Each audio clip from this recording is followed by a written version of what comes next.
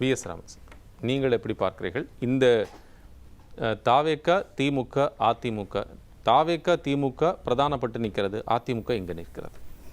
தாவேக தலைவர் விஜய் அவர்கள் திமுக விஎஸ் தாவேக என்ற சொல்லக்கூடிய காரணம் என்னென்னா, இந்த ரெண்டையும் விங்கிள் பண்ணி அட்டாச்மெண்ட் பண்ணால் தான் தமிழ்நாட்டில் அவங்க அரசியல் செய்ய முடியும். இப்போ திருமணம் அதே இருதுருவ அரசியல். ஆமாம். இதில் என்ன விஷயம்னா, நீங்கள் ஒரு வீட்டில் திருமணம் நடக்கின்றது, மணமகன் மணமகள் இன்னார் மகன் இன்னார் மகள்னு சொல்கிறோம். திருமணம் நிச்சயிக்கப்பட்டுள்ள தங்கள் குடும்ப சகிதம் வருகிறது மணமக்களை வாழ்த்தியவர்களோ அன்பாய் அழைக்கிறோம். ஓகே, நம்ம சொல்கிறோம். அதுபோல் அதில் என்ன பண்ண மற்றும் தங்கள் குடும்ப சகிதம் வருகிறது மணமக்களை வாழ்த்துக்குள்ளே இருக்கிறோம். இதே மாடலில் தான் விஜய் அவர்கள் என்ன பண்ணால், நமக்கு தமிழ்நாட்டில் பேசும் பொருளாக இருக்கணும். நமக்கு பிரதான எதிரி திமுக திமுக திமுக திமுக திமுக ஒரு தீய சக்தி, திமுக ஒரு ஊழல் சக்தி, நாங்கள் தூய சக்தின்னு சொல்கிறாங்க. இப்போ அண்ணாமலை என்ன சொல்கிறது, 3 சக்தி இல்லைடா நான் மக்கள் சக்தியோட வரப்போறேன்னு அவர் சொல்லிட்டு இருக்காரு. இது வேற கதை. இன்னைக்கு தாவேக்காவுடைய நிலைப்பாடை ஒன்று பார்த்தீங்களா? இன்னைக்கு எனக்கு புரியல, போகிற போக்கில் அப்படியே ஒன்று போட்டு விட்டு போயிட்டு நெல்லுக்கு பாய்ச்சதா புல்லுக்கும் பாய்ச்சுவாங்களா? வயலுக்கு நெல்லு பாய்ச்சும் போது வரைக்கும் புல்லும் சேர்ந்து வளருது இல்லையா? இப்போ வரைக்கும் ராமன் சாருக்கு தெரியாது, இப்போ வரைக்கும் அதிகாரப்பூர்வமாக ரிசைன் பண்ணதாக தகவல் கூட இல்லை. ஓகே தான் சார். ஏன்னா நயனா நாகேந்திரன் அவர்கள் சொல்லியிருக்கேன், இல்லையா அவர் ரிசைன்லாம் பண்ணலையே, எனக்கு சேர்ந்து ஆரம்பிக்கிறாங்க. இல்லை இல்லை இல்லை சார் ஆரம்பிச்சிட்டீங்களா? அதாவது களத்தினுடைய நிலவரம் சொல்கிறோம். தூய சக்தி என்ன சொல்கிறாங்க, தூய சக்தி தீய சக்தி ஊழல் சக்தின்னு சொல்கிறீங்க. அது அப்போ அண்ணாமலை ரசிகர்கள் ஆளுநர்கள் என்ன சொல்லுவோன்னா, எப்போ நாங்கள் மக்கள் சக்தியில் இருக்கிறோன்னு சொல்கிறாங்க. அதுக்காக நெல்லுக்கு பாய்ச்சதோ புல்லுக்கும் பாய்ச்சிட்டு போகிறாங்க, அவ்வளோதான். இன்றைக்கி தாவேக்கா பொறுத்த வரைக்கும் இன்றைக்கி ஆர்வே உதயகுமார் கேட்குறாரு.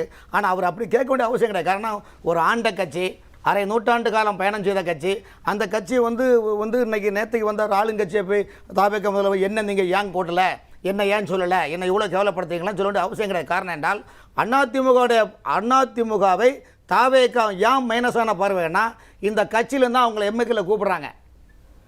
எப்படி வடிவேலு இளநீ வியாபாரம் பண்ணும்போது கவுண்டமணி செந்தில் வடிவேலு இளநீ வியாபாரம் பண்ணும்போது இளநீ ஒன்றுனா தனித்தனியாக பூச்சிட்டு தனித்தனியாக தனி கடை வச்சு விலையை குறைச்சி வைக்கிறாங்களோ, அதே இந்த காமெடிக்கு போல தான் இந்த இளநீ வியாபாரம் பண்ண போல தான் இன்றைக்கி தாவேக்கா அதிமுக ஒவ்வொருத்தரையாக செல்லியாக கூட்டு போகிறாங்க. இன்னும் 10 எம்எல்ஏ கூட்டு போகிறோன்னு தாவேக்கா தலைமை சொல்லுது. தாவேக்காலது வர தகவல் அதிமுக இன்னும் 10 எம்எல்ஏ வரணும் அவங்க சொல்கிறாங்க. தாவேக்கா தலைமையில் எங்கே சொன்னாங்க?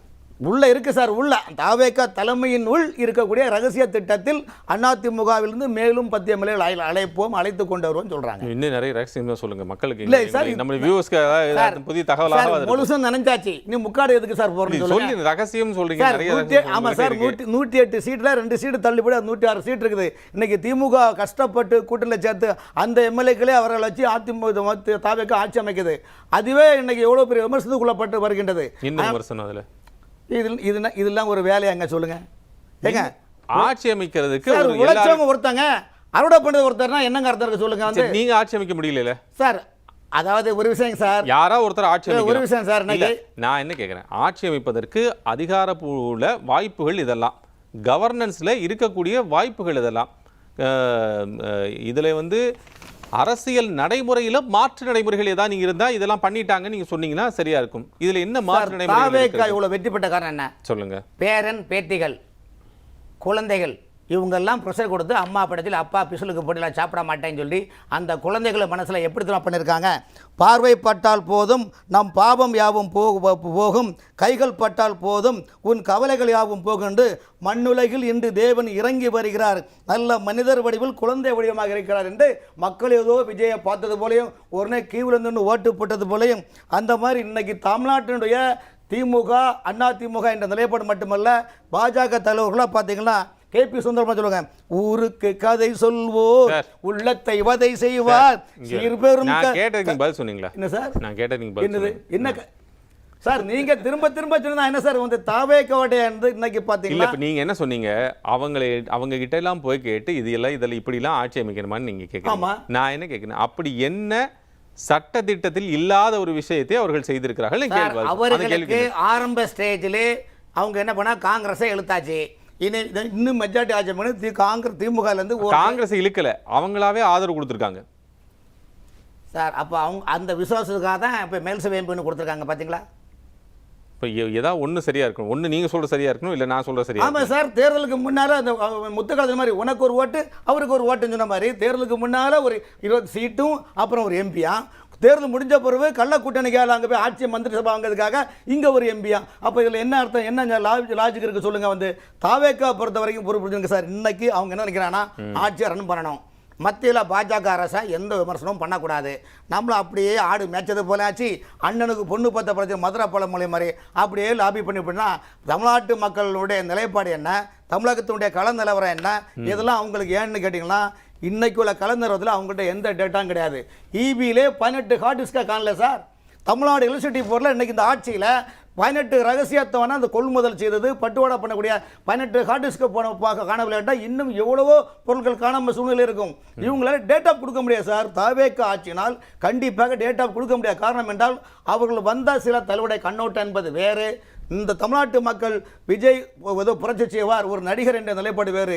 எந்த விதமான தியாகம் செய்யாமல், எந்த சுதந்திர தியாகமும் இல்லாமல் முதலமைச்சர் ஆயிட்டாரு, கட்சியுடைய தலைவராக இருந்தாரு, முதலமைச்சர் ஆயிட்டாரு, மக்கள் ஏற்றுக்கிட்டாங்க, மக்கள் மேண்டேட் கொடுத்துருக்காங்க. அப்பயும் வந்து நடிகர் நடிகர் நடிகர் சொல்லிட்டே இருந்தீங்கன்னா என்ன காரியம்? தமிழ்நாட்டினுடைய பல தலைவர் நீங்க நடிகராக இருக்காதீங்க, நடிப்புக்காக இருக்காதீங்க. தமிழ்நாட்டு மக்களுக்கு நீங்க முதலமைச்சரான ஒரு கட்டமைப்பை உருவாக்குங்கிறது இன்னும் அவர் அந்த முதலமைச்சரான கட்டமைப்புக்கு வரல.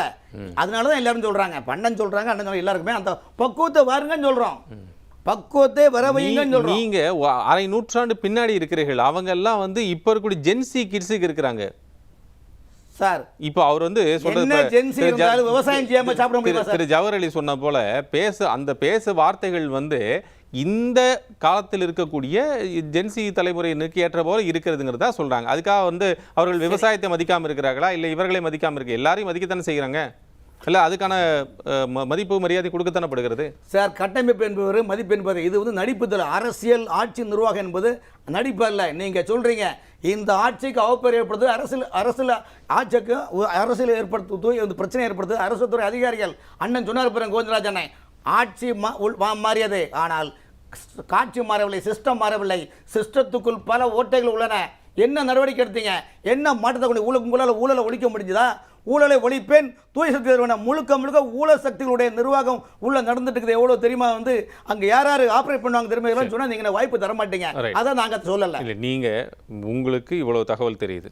இப்போது வந்திருக்கக்கூடியவர்களுக்கு அதெல்லாம் படிக்கிறதுக்கு ஒரு தகவல், அவங்களுக்கான ஒரு கால அவகாசம் வேணுமா வேண்டாமா? அப்போ இருக்கிறதையும் மாற்றத்தையும் கொண்டு வர வேண்டும் என்றால் ஒட்டுமொத்தமாக மாற்றணும். அப்படின்னா நீங்கள் நினைக்கிறத உடனே ஜீபூமா போட்டாலே. கடந்த ஆட்சியில் திமுக ஆட்சியில் எப்படி முதலமைச்சர் தனியாக இருந்து அவரை சுற்றி சில அதிகாரிகளும் சில அரசியல் பின்புலம் உள்ளவர்களும் கட்டமைத்து ஒரு இருங்காட்டு கோட்டை போல் முதலமைச்சருக்கு நாளில் எந்த தகவலும் போகாமல் தமிழ்நாட்டு மக்களை 5 ஆண்டு காலம் மின்சைப்படுத்தினார்களோ, அதே போல் இன்றைய ஆட்சியில் முதலமைச்சர் விஜயை சுற்றி இருக்கக்கூடிய நல்லது எது கெட்டது என்று அதிகாரிகள் சொல்வது கிடையாது. ராமன் சார், முப்படை தலைமைன்னு சொல்லுவாங்க நம்ம நாட்டில். கப்பல் படை, காலால் படை, விமானப்படைன்னு சொல்லுவாங்க. விமானப்படை போல இந்த தாவேகா வெட்டி வான்வெளியான ஒரு வெட்டி. இப்போ கப்பல் படைக்கு தரைப்படைக்கு ஆள் தேவை. அதுக்காக அமமுக அதிமுகலேருந்து எல்லாம் எடுத்து வாங்க உள்ளாட்சி மன்றத்தில் சீட்டு தரேன் வாங்க. அமமுகலேருந்து அவங்க வரல, அவரே வந்தார். எல்லாம் செட்டப் சார், வாங்கன்னு சொல்லி. ஆனால் அவர் தினகரன் அவர்கள் தான் வந்து குற்றச்சாட்டு வச்சார். அப்படின்னா அவர் போயிருக்கணுமா இல்லைங்க? இல்லை சார். அதனால் இன்னைக்கு நிறைய பேர் தாவேகா நம்பி போகிறது பக்தியாக கிடையாது, அது ஒரு சீசன் பக்தி. சீசன் பக்திக்காக போகக்கூடிய மனநிலை எப்படின்னா, புழுவுக்கு ஆசைப்பட்டு போகும் மீனே தூண்டியிலே மாட்டிக்கிட்ட சோகம் தானே என்ற நிலைப்பாடு தான் வரும். காரணம் என்றால் தாவேகா ஆட்சி நிரந்தரமாக இல்லை, எல்லாம் மேலே உள்ளவன் பார்த்துடுவா என்பது என்னுடைய நிலைப்பாடு.